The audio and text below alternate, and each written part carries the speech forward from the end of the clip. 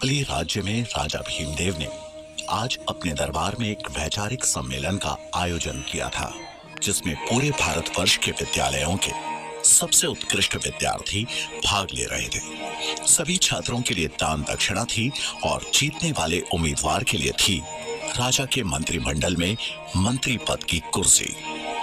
महामंत्री कृष्ण स्वामी सभी प्रतिभागियों से समाज के हित के बारे में प्रश्न पूछ रहे थे। क्या नाम है तुम्हारा? मेरा नाम ज्ञानेंद्र। अच्छा, ये बताओ कि सबसे ऊंचा क्या है? पर्वत। नहीं, स्वाभिमान।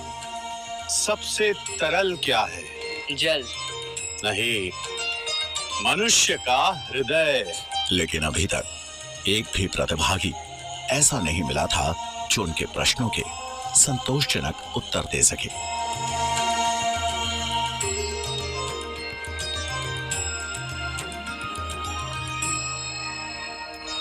अपना परिचय दो।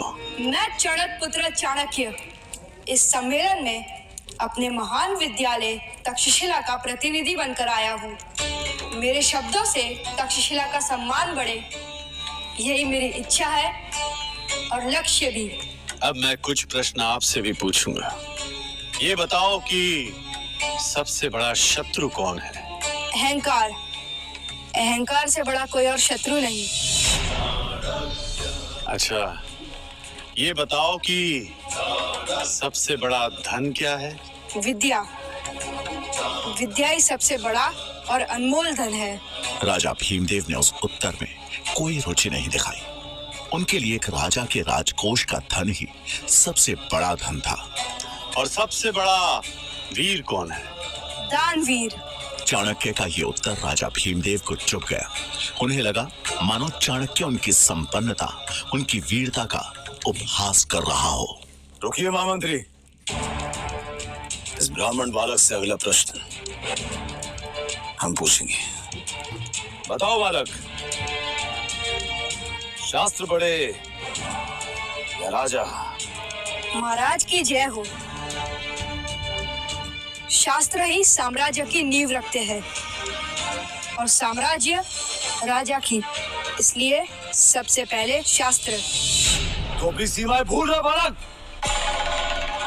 वो एक भिखारी है और यहाँ दान मांगने आया है। चाणक्य को यह बात चुभ गई।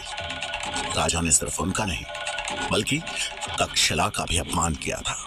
मैं तक्षशिला से यहाँ दान लेने नहीं आया था महाराज।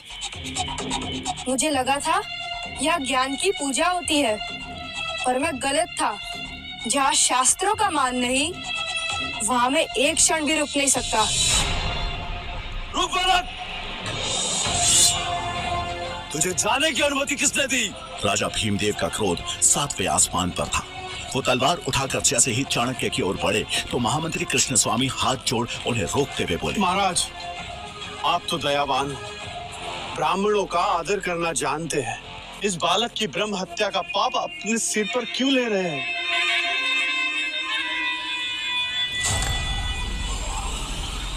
और एक बात गांठ बांध लो, अगर यही आचरण रहा तो जिस शिखा का तुम दम भर रहे हो ना,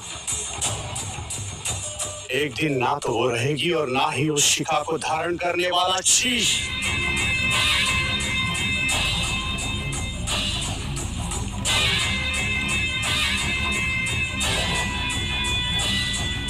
इस बात को कुछ साल बीत गए। भीमदेव के दरबार से निकाला गया तक्षशिला का ये छात्र आज उसी शिक्षा के मंदिर में आचार्य चाणक्य के नाम से प्रसिद्ध था। बुद्धिमान व्यक्ति अपनी बुद्धि, विवेक और चतुराई से किसी भी युद्ध में विजय प्राप्त कर सकता है। शत्रु चाहे जितना भी शक्तिशाली क्यों ना हो, साहस, संयम और बुद्धि से जीवन में किसी